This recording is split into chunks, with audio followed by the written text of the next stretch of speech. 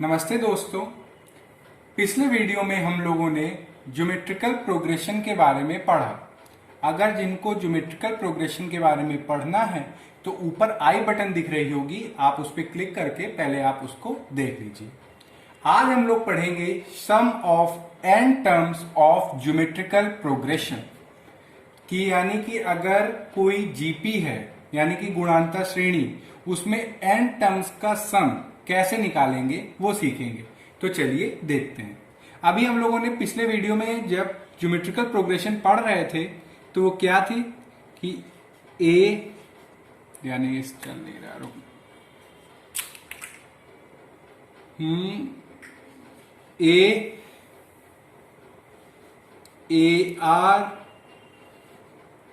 A R square और ऐसे चलता चला जाता था ए आर की पावर n-2 ए आर की पावर n-1 यानी कि ये n टर्म्स की क्या है जीपी। ये हम लोगों ने पिछले वीडियो में देखा। अब इनके टर्म्स को अगर हम लोग सम कर दें यानी कि इन जितने भी टर्म्स हैं इनको अगर हम लोग सम करें यानी कि a प्लस ए स्क्वायर, ठीक है, जिसको हम लोग नाम दे देते हैं कैपिटल एस, यानी कि जो n टर्म्स हैं ज्योमेट्रिकल प्रोग्रेशन को, उनको अगर ऐड करें और उसका टोटल सम अगर हम लोग s मान लें, ठीक है। अब एक काम करिए, दोनों साइड हम लोग r मल्टीप्लाई करेंगे तो ये हो गया S R A R square A R cube, देख के जाइए ध्यान से, ए आर की पावर n-1, अब यहां पे भी r मल्टीप्लाई हो रहा है,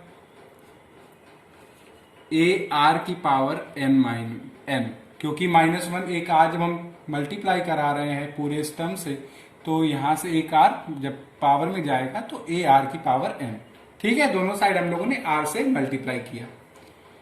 अब आप देखिए कि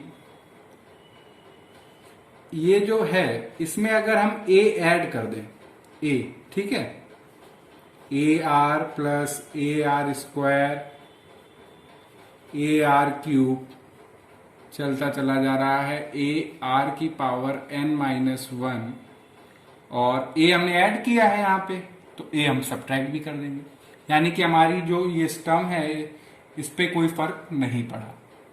ए आर की पावर n, ठीक है, a हमने ऐड किया, a हमने सब्ट्रैक्ट किया, तो ये जो पूरा टर्म है A R square A R की पावर n-1, ये पूरा क्या है कैपिटल एस। तो ये हो गया S R equal to capital S plus A R की पावर n माइनस ए, ठीक। अब यहां पे दो केसेस बन सकते हैं, वो क्या, r हमारा 1 से बड़ा भी हो सकता है और r हमारा 1 से छोटा भी हो सकता है।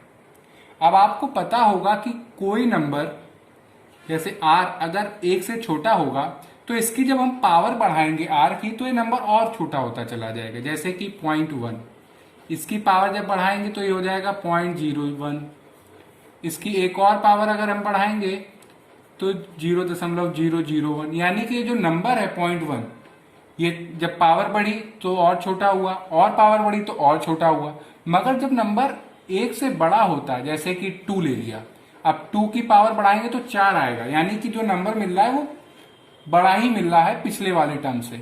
अब इसकी 3 पावर कर देंगे तो 8 मिल रहा है, यानी कि जब कोई नंबर 1 से बड़ा होता है और उसके ऊपर हम लोग पावर बढ़ाते चले जाते हैं तो वो नंबर बढ़ता है। मगर अगर कोई नंबर 1 से छोटा हो और उसमें अगर पावर बढ़ाते जाएंगे तो वो नंबर हमारा घटता चला जाएगा।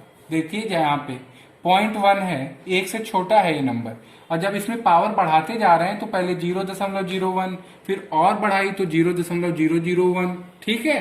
तो मेरा इससे कहने का मतलब क्या है कि अगर r हमारा यहाँ पे मान के चल रहे हैं 1 से बड़ा है, क्या मान के चल रहे हैं कि r इज ग्रेटर देन 1, तो यानी कि जब हम r की पावर बढ़ाएंगे तो ये नंबर 1 से बड़ा होगा, यानी कि 1 में जो a है इसमें कुछ 1 से कुछ ज्यादा वाला टर्म मल्टीप्लाई हो रहा है, तो यानी कि ये नंबर बड़ा होगा, यानी कि ये क्या होगा, पॉजिटिव होगा।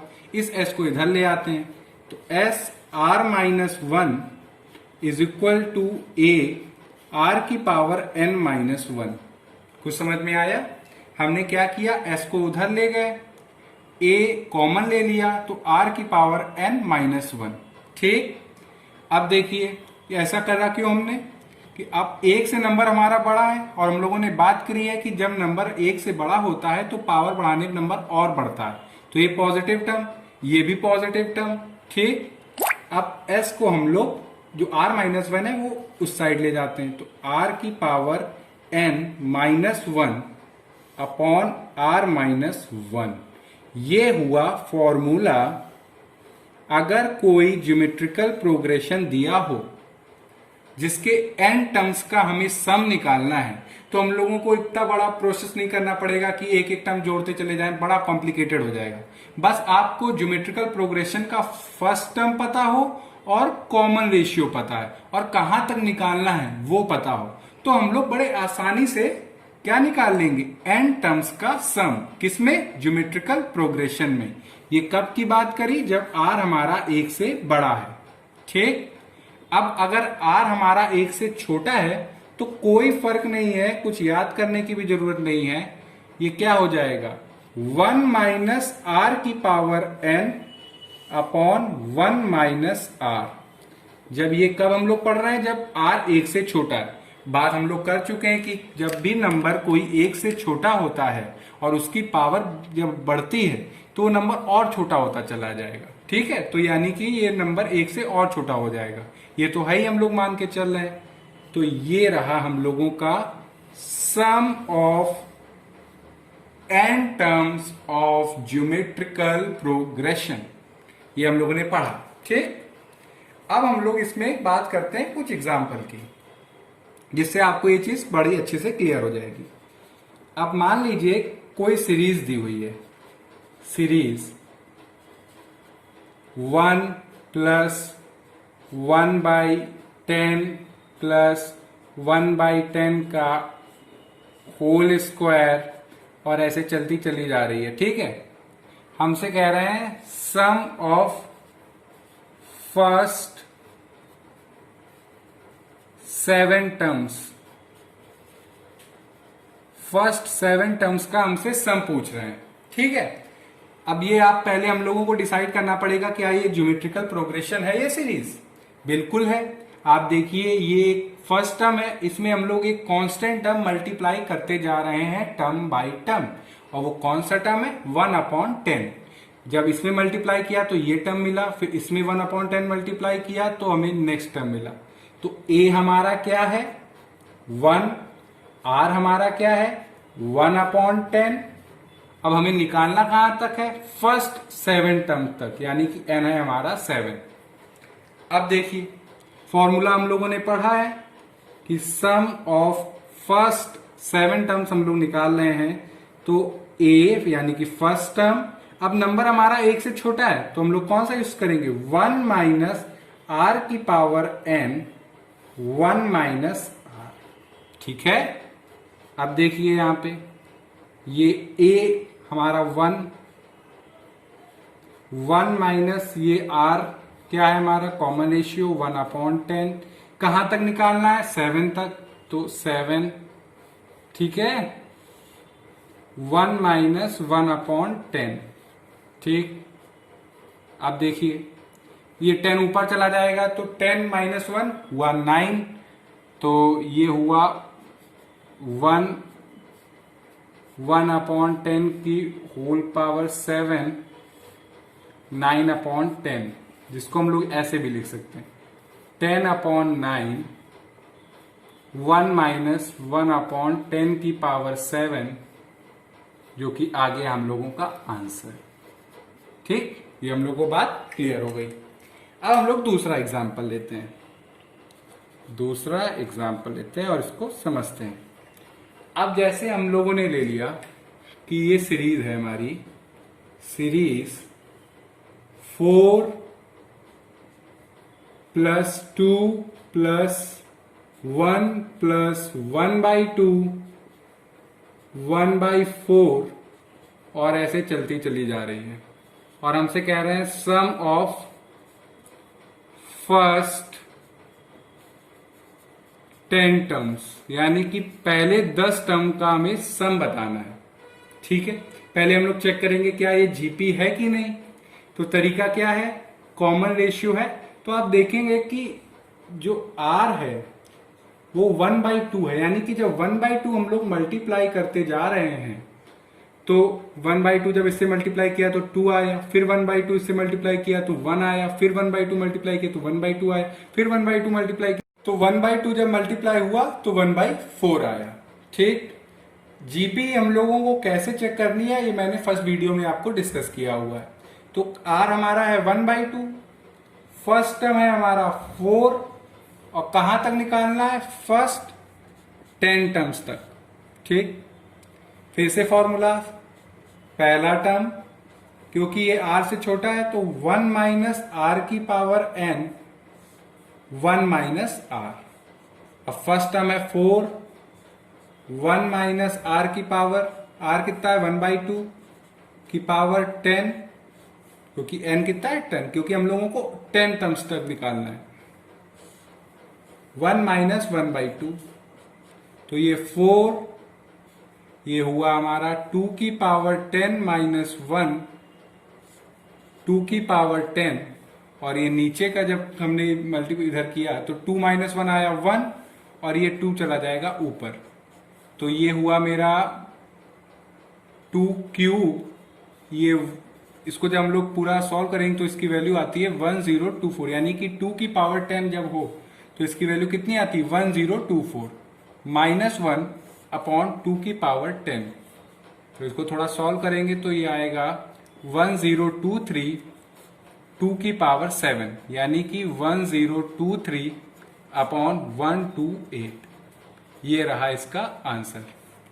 अब एक ऐसा एग्जांपल करते हैं जिससे आपको कि हम लोगों को n निकालना हो। ठीक है, तो देखते हैं इसको। एग्जांपल कह रहे हैं कि ये हमारी सीरीज है, सीरीज 1 प्लस 2 प्लस 4 प्लस 8 ऐसे चलती चली जा रही है। कह रहे हैं कि फाइंड n, इसको ये पोर्शन हमारा अलग है। फाइंड n कि हमें n बताना है जिसका टोटल सम है 1023, यानी कि कितने टर्म्स को ऐड करने पे हमारा सम 1023 आ रहा है। यानी कि कोई सीरीज दी हुई है 1 plus 2 plus 4 plus 8, find n for which जो सम है हमारा, जो सम है वो है 1023। तो हम लोगों को इसका ये बताना है कि कितने टर्म्स हम लोगों को इस सीरीज के ऐड करें कि जो हमारा सम है वो आ जाए 1023। ये हमारी एक जीपी है जिसका फर्स्ट टर्म है 1 और कॉमन रेशियो है 2। आप खुद देख सकते हैं 2 जब हम लोग कांस्टेंट रेट पे मल्टीप्लाई करेंगे तो नेक्स्ट टर्म मिल रहा है। जैसे 2 इस टर्म में जब 2 मल्टीप्लाई करेंगे तो 4 आएगा, इसमें फिर 2 मल्टीप्लाई करेंगे तो 8 आएगा, ऐसे चलती चली जा रही है। अब की हमारा टोटल सम दिया हुआ है 1023 और हमें निकालना क्या है n। ये हम लोगों को पता नहीं कि कितने टर्म्स को ऐड करने पे स्टार्टिंग के हमारा सम 1023 आ रहा है। तो फॉर्मूला है, यूज करेंगे क्या, sum of n terms, first term अब की कॉमन रेशियो 1 से बड़ा है तो आगे आएगा r की power n minus 1 r minus 1।